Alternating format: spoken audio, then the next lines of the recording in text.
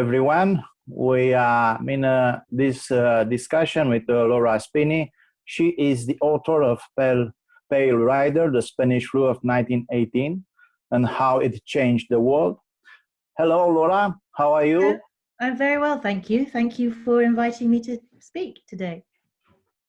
How is the situation in France? Because you are living in Paris. I know you are living in Paris.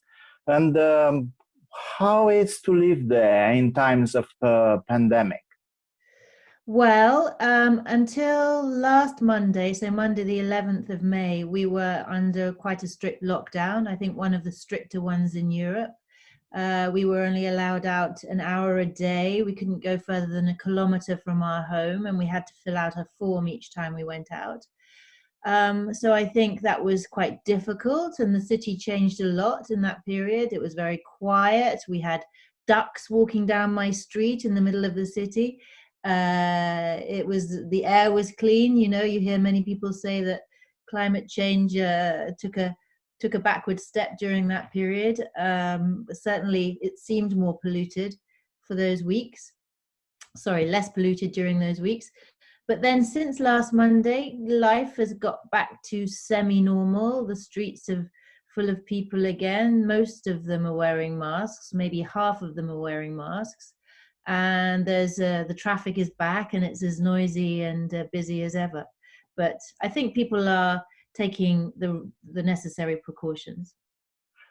Speaking about your book, and I was thinking, reading your book, you as an author, you have a quite unique experience because you are living now one of the stories of your characters, and you have a lot of characters in your book. Including British living in France during the First World War in 1918, in times of Spanish flu. And do you have this feeling you have the same experience as in your book is written for one of or many characters? It's amazing because normally an author writes about an experience he lived before, not after. You're absolutely right. So you're asking if I have a feeling of déjà vu, and I do, you know, in some strange way. I mean, you know, when I get asked to compare the Spanish flu with this pandemic, I always start by saying that I don't think we can compare them in terms of scale. I mean, the Spanish flu was just huge. It was by far the worst catastrophe in modern history, if we can trust the figures that we have today. So, you know, I think it's unlikely that this pandemic will come anywhere near those numbers. Of course, we don't have the final death toll, but I don't think it's going to be as bad. So in terms of scale, I don't feel we're living the same experience. On the other hand, there are many parallels, and some of the most striking ones are in terms of human nature.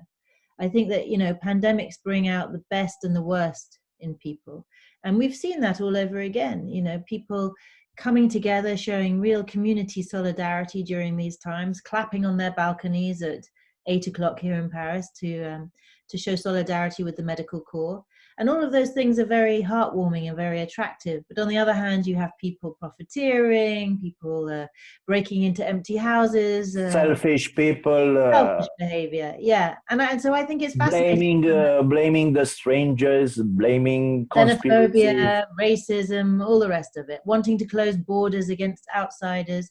It's all exactly the same behavior that we saw in 1918. So the human nature is the same, 100 years we can later. Be glad of it, or we can be sorry about it, but yes. Your book, it's extremely well documented and very interesting to read.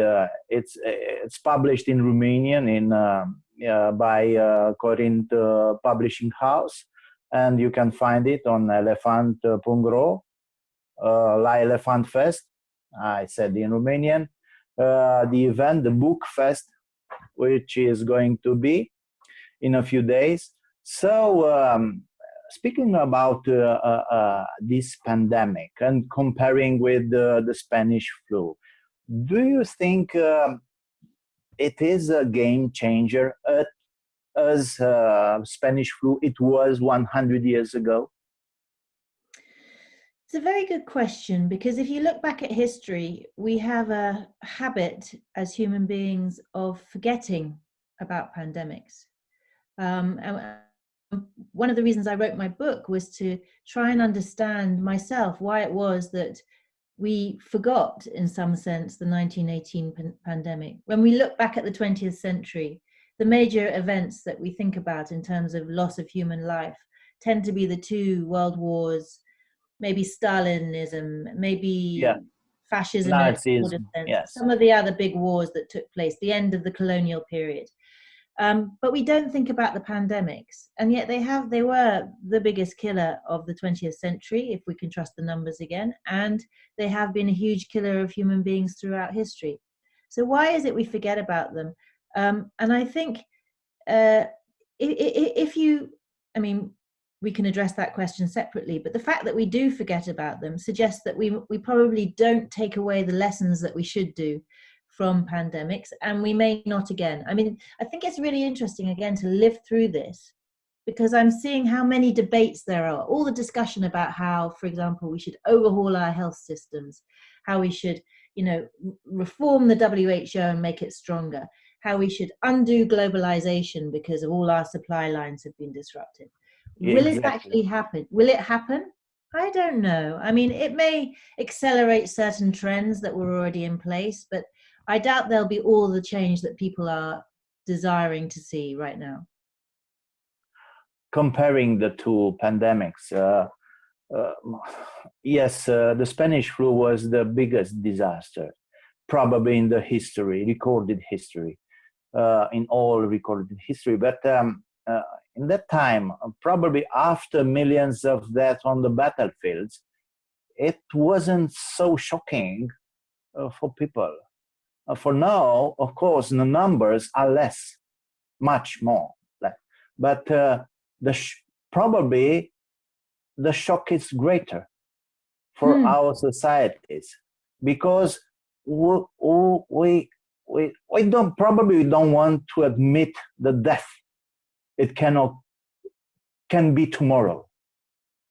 Yeah. And now it's a change probably a change in mentalities. What do you think? I think you're onto something. It was 70 years of prosperity and peace in Western Europe, at least. And we think we're invincible. Yeah. I mean, I think there are two things. Yeah. So, as you know, in 1918, the pandemic erupted at a time of war. It erupted at the tail end of the First World War. So I think one factor is that people were really worn down psychologically by 4 years of war. Yeah. And, and that itself changed their attitude to the pandemic. They had just seen so much death because of the war, at least in some parts of the world. So that's one factor. But also, I think what you were probably alluding to more was, at that time, infectious diseases were still the biggest killer of human beings everywhere in the world, even in the West. And life expectancy was generally much lower than it is now. Nowadays, the biggest killer of those of us in developed countries are the degenerative diseases, heart disease, Alzheimer's, all the things that kill you at an old age and rather slowly. So that in itself, I think, has changed our attitude to death. And I think, yes, we're much less used to it. It's not so frequent a visitor to our households. We are horrified if a child dies before its parent, whereas that was quite a common occurrence, unfortunately, 100 years ago. So I'm not saying it's a good thing that people were more used to death then. It was just as traumatic, but it was less surprising. And I think you can really see that in this pandemic, because who are the main targets of this pandemic? It's the elderly. It's often people in care homes. In the old days, one talked about pneumonia as old man's friend. It was something that helped to carry someone off when they were when they felt that their life was no longer worth living. We don't think about that. We don't really think that way anymore. We think that life should just be continued and can continue for sort of indefinitely. So, I don't know whether it will make us question our attitude to death. Again, I'm not sure that a pandemic has that kind of impact, but perhaps it should.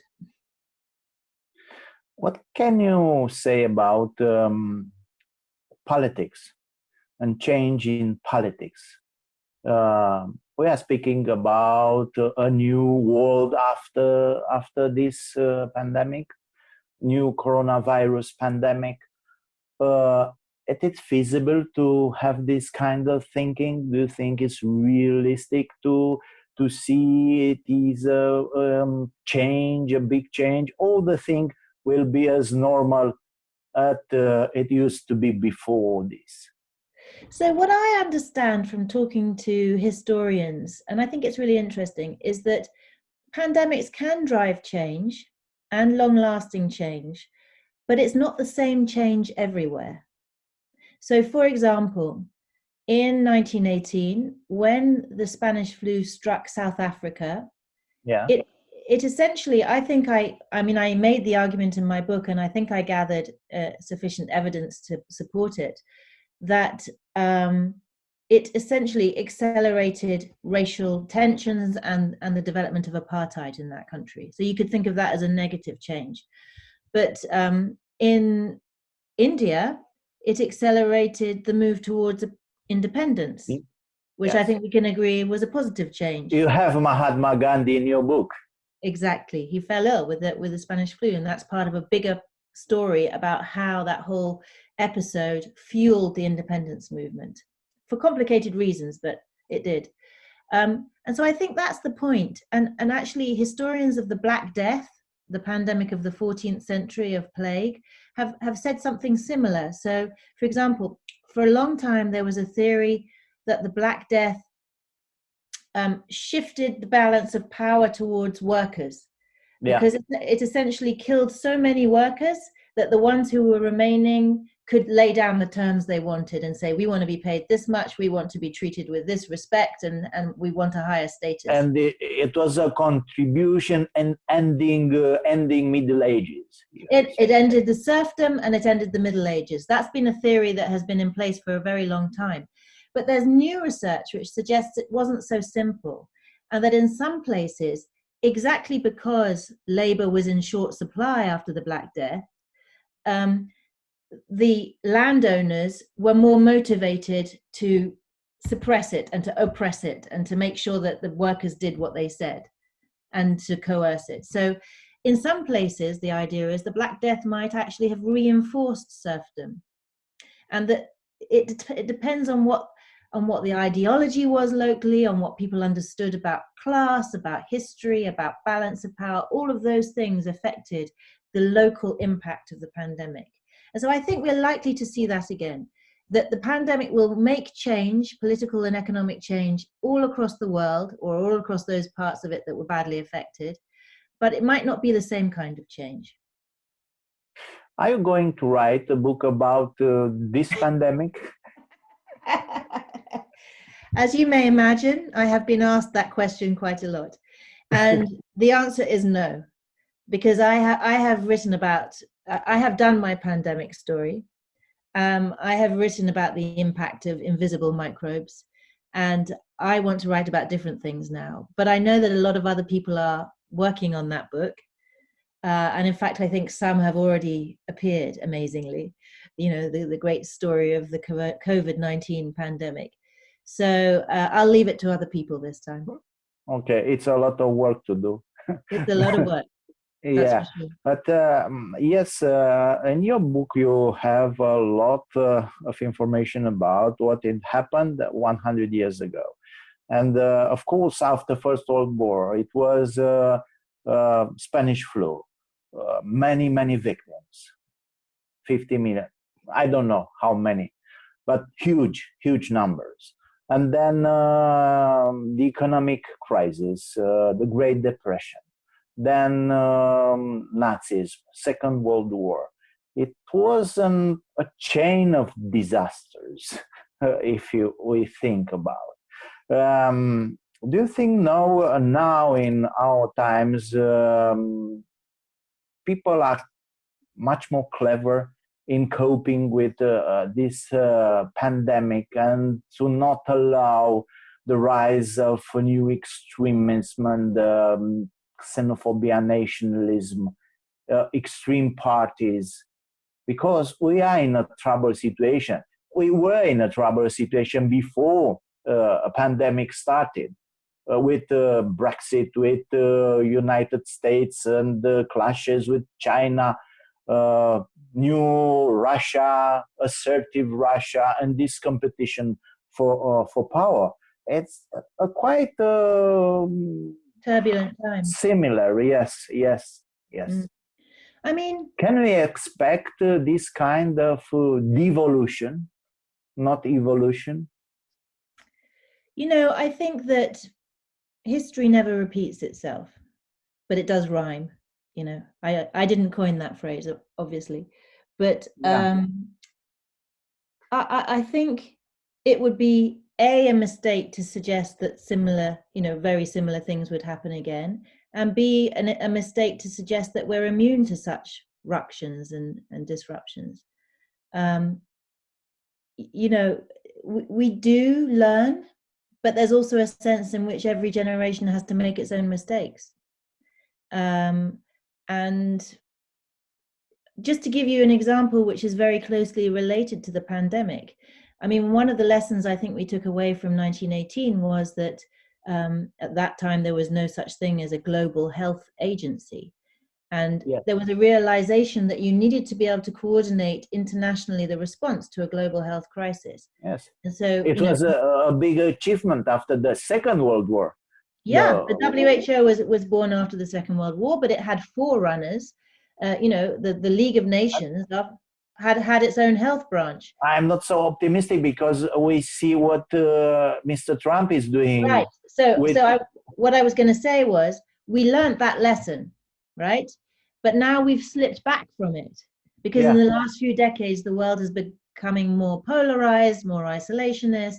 And as you say, Mr. Trump has withdrawn his funding from the WHO. By the way, he was already in arrears before that. He hadn't paid his bills.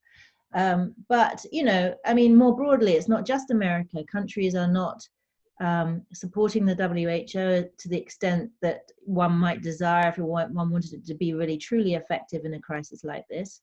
And not only that, but they're not listening to its recommendations. They're not following its advice. They're doing their own thing. So, the WHO is far from perfect. It has many critics in the public health community who think it's big and slow and bureaucratic. And it's in the middle of a reform process now. But I think that even its fiercest critics amongst public health experts would admit that we do need some kind of global health agency. So, if not the WHO, then something else. And we seem to have unlearned that lesson a little bit in recent decades. You're right. I hope to overcome all this situation. And thank you for being with us and for your book translated in Romanian. It's important to have us. Yes. I'm delighted to be in Romania. Yeah. I have never been to your country, and I hope very much to come. After all this crisis, please come. We'll have a launch of your book if you want.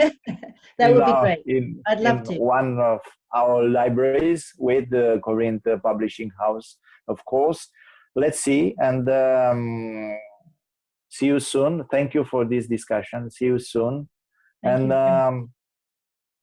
goodbye and good luck. Goodbye and good luck to you. Stay well.